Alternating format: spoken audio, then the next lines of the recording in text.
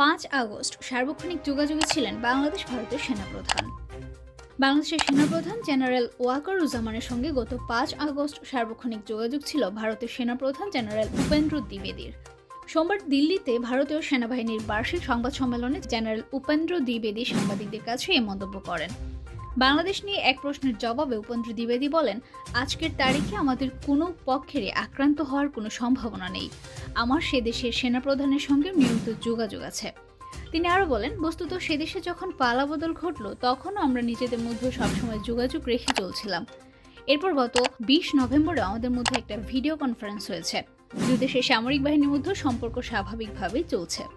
৫ August বাংলাদেশের তৎকালীন প্রধানমন্ত্রী শেখ হাসিনা ক্ষমতা থেকে অপসারিত হয়ে বাংলাদেশের একটি মিলিটারি এয়ারক্রাফটে করে দিল্লির কাছে হিন্ডন এয়ারবেসে এসে অবতরণ করেন। তখন থেকে আজ ৫ মাসের বেশি সময় ধরে তিনি ভারতে রয়েছেন। ভারতের সেনাপ্রধানের মন্তব্যে স্পষ্ট হয়, সাবেক প্রধানমন্ত্রীর দেশ ছাড়ার এই প্রক্রিয়াটা দুই দেশের সেনাবাহিনীর মধ্যে সমন্বয় রেখেই সম্পন্ন হয়েছিল।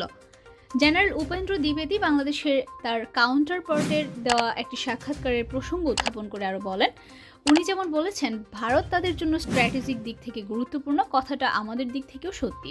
আমরা পরস্পরের প্রতিবেশী, আমাদের একই সঙ্গে থাকতে হবে এবং পরস্পরকে বুঝতে হবে যে কোনো ধরনের শত্রুতা আমাদের উভয়ের জন্যই হানিকর হবে।